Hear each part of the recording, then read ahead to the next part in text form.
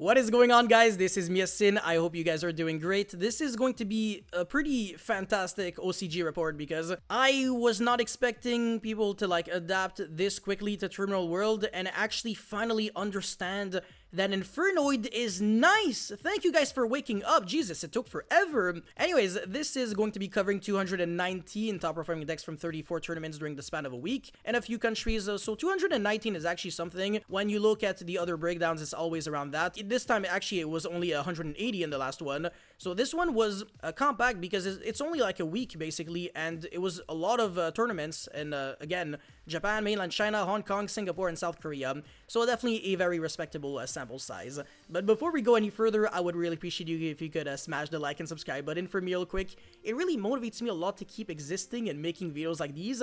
And now let's get right into it. Alright, so first things first, you might have a little heart attack, but Fire King is looking more and more like a tier 0 deck because people are really understanding the strengths and weaknesses of their own deck, and they're trying to really streamline and optimize their deck list so that they don't play into triple tactic thrust or soul release or Nibiru if they can. Even though people are kind of being a little greedy right now, they are playing a very powerful and aggressive version, but I will be going over that very shortly. But I do like the Fire King deck, how it's evolving.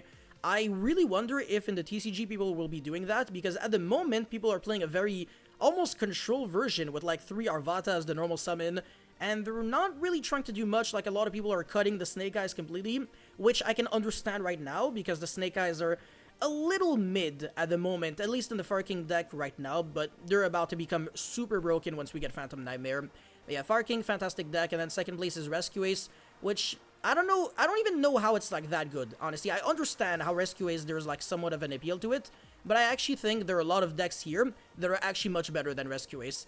And Fire King is just like, I mean, it just dodged the ban list, and it's a very good mid-range deck with a very, I mean, a good floatability aspect to it, so it's one of the good decks for sure. Anyway, Snake Eye is the third best one. I recently made a video on Snake Eye, I think. Yes, I did. This deck is nice, okay? Please make sure you watch the video and kind of get yourself familiar with the combos, because it is one heck of a deck, and it's probably much better than you think it is. One card combo makes you play through Nib, one card combo makes you play through Droll.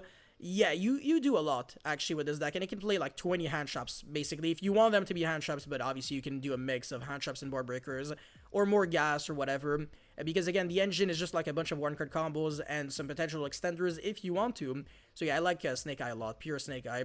And then after that, we've got Infernoid again. Thank you guys so much for not being stupid and understanding that Infernoid is insane, like extremely good. And as a matter of fact, I would even go as far as to say that Infernoid should be in the top 2 best decks. Like, it should be maybe below Fire King, because it is somewhat of a semi-glass cannon deck when Maxi is running around, but in the TCG, nothing is there to stop Infernoid from being super explosive, so Infernoid will be even better, and the deck list that will be provided in this video is also a pretty good one. So yeah, it's not going to be your typical lawn mowing, reasoning, Monster Gate bullshit where like Orange Jesus has to be on your side or else you lose. Do not worry, my friend, I got you. Anyways, after that, we've got Silent Forcer. They actually changed the name to Voiceless Voice, which kind of gives me like ear and eye cancer, but it is what it is. It's a very good deck, ritual deck. There's still a little bit of wiggle room to make the deck even better. And don't worry, I got you. I'll be making a video on that very soon, because I actually believe I broke that deck. So again, if you want the deck profile, make sure you smash the like and subscribe button. You already know it. Anyways, Despia is a pretty good deck as well. Runic, Stun, Centurion, okay, most people are playing with the Horus engine, very interesting, because in the TCG it's kind of like, do I play the Horus or not, do I play more hand traps, Fenrir, etc. Well, Fenrir is still 3 in the TCG for some freaking reason. Anyways, Labyrinth, fantastic deck, but I understand why it's down there, because it actually has a lot of really bad matchups, like, the pure Snake Eye deck is an extreme, like, it destroys Labyrinth, it's not even close, and Fire King, same thing.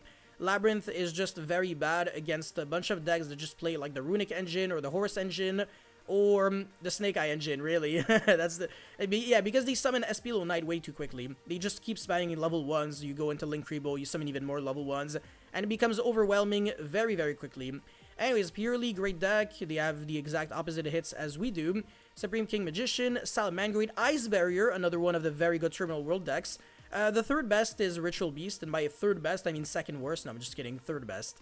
It's a very good deck, but it's not as good as Ice Bear and Infernoid. Yeah, please don't go thinking that just because you saw the last breakdown report of, Jesus, if it can load, of Ritual Beast being slightly better. Where was it? Yeah, hold on a second. This was Infernoid. Ritual Beast was somewhere there.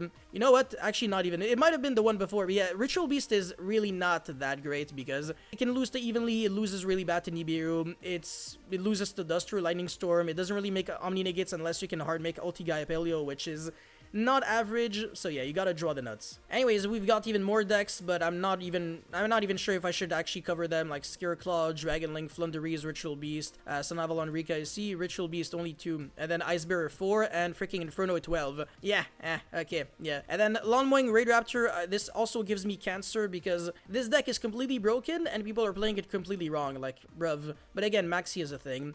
Anyways, Fire King, yo, what's up with Fire King? What are they trying to do? I will show you the deck list, and you might have a little bit of a heart attack because it has nothing to do with what you're used to seeing. So look at this, okay? They're playing 0 Barong, they're only playing 1 Ponix, only playing 1 Garunix, which means that what they're trying to do is go Sunlight Wolf in order to recycle back the Kirin that they destroy with a Garunix, and then they can even go into Deco Talker Heat Soul, into Amblo Whale, and then they destroy it and then revive back the Deco Talker Heat Soul because it is a link through a lower monster, but people aren't even playing Amblo Whale, so like what the hell are they trying to do? Very interesting. And then Circle of the Fire Kings, which actually doesn't suck. It's one of the good cards to play because you can dodge negation and stuff like that. So it's fine, but it's not like, ooh, oh my god, crazy. The Snake Eye Oak, I think, is kind of like not really a necessity, but it's not too bad. I kind of understand. And the most shocking thing is the fact that people are playing so many Snake Eye cards now. 3 Ash as well as 3 Bonfire. And the dramatic chase into the Sylvia, which is an Omni Negate if you have a Diabellstar, the Black Witch, on the field. You just send it and then you negate any face-up card your opponent controls. It's actually like a Hard Red Dragon Archfiend Abyss. And this deck is also playing a wide variety of hand traps, so 3 Ash, 3 Maxi, 2 Droll, 3 Imperm, 1 Nibiru, which is a crossout target, but without crossout, which is also extremely hilarious. 2 Nibiru, for some reason, I don't even feel like this deck loses that hard to hand traps, so I do not see why this is a necessity. And then the extra deck again, Raging Phoenix and Zelantis are there for the OTK. Lancia is extremely good against the Reasoning / Monster Gate Inferno deck, and it's also very good against, I mean, a bunch of decks actually. It's good against Dragonlink, it's good against Ritual Beast. There's another deck that for some reason Lancia is just insane against. Oh, Orchist actually. I made a video on that deck very recently. Yeah, that's insane against Orchist, but they don't really have to care about that. Hold on a second. Yeah, no, I forgot. But yeah, no, it's a good hand trap actually. And then Ghost Bell for Labyrinth and Fire King. You can negate the in-hand effect of Garunix as well with that card. Nibiru Dogran for 0 reason. I guess you can recycle it back with Sunlight Wolf, so it's not too bad. D-Crow, Cosmic Duster, whatever, who cares.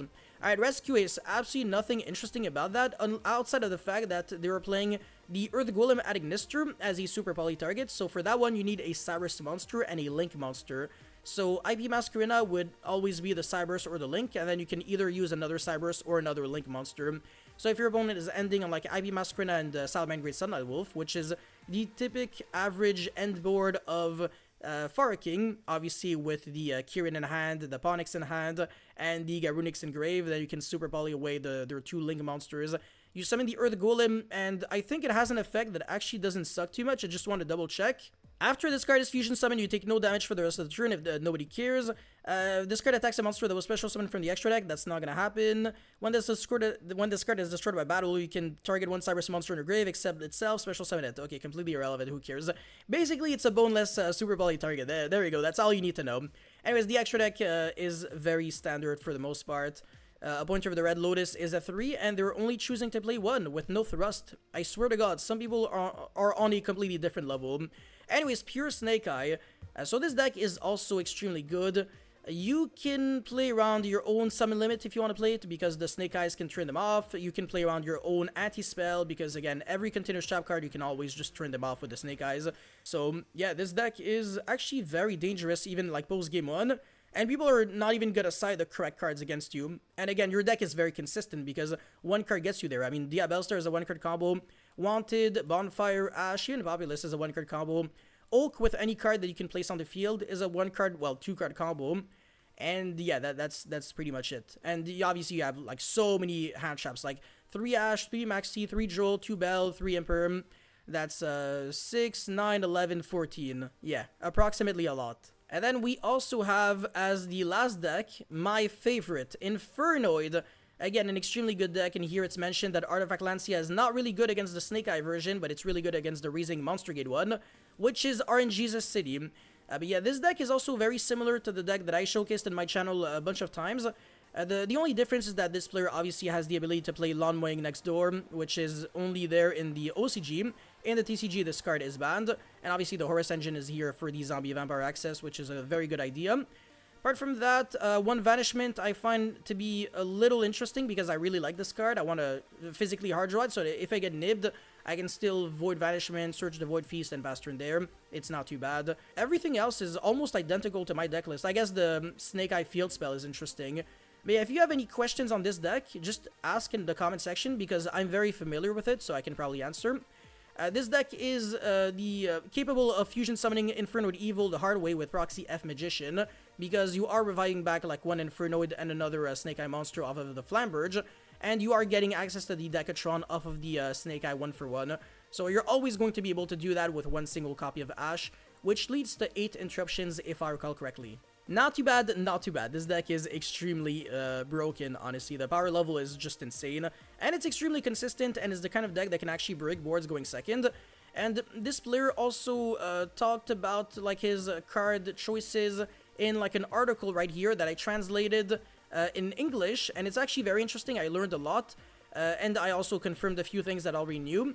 But yeah, I now understand why he's choosing to play like Ash and Maxi and not like any other hand traps, because this deck again doesn't really want to draw like one hand trap that might just not be enough. Like you might as well just maximize on gas, and Void Imagination is like a Shuttle Fusion on crack going second, so that's even better.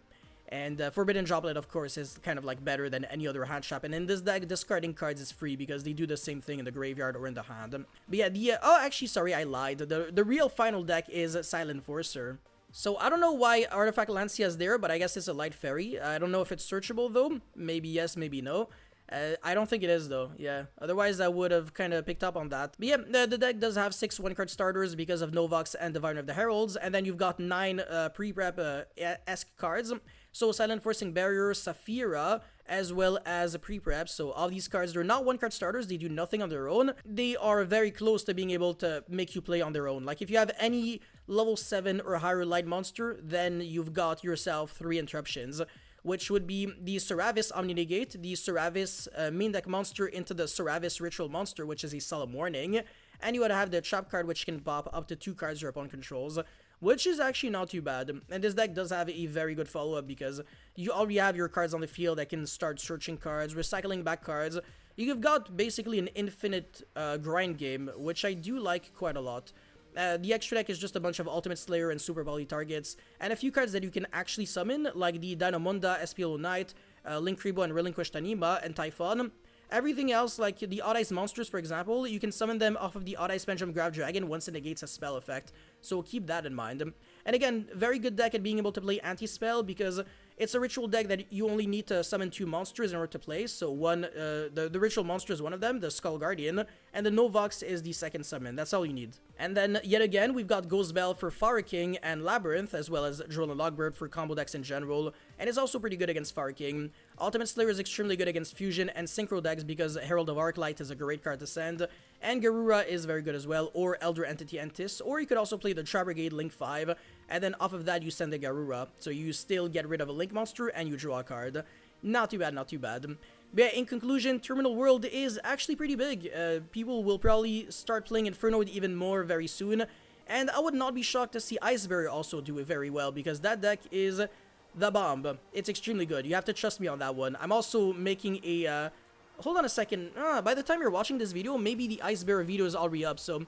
yeah, you guys let me know how you felt about that one. Anyways, thank you guys so much for watching. Don't forget to like and subscribe, and I'll see you guys very, very, very soon. Peace.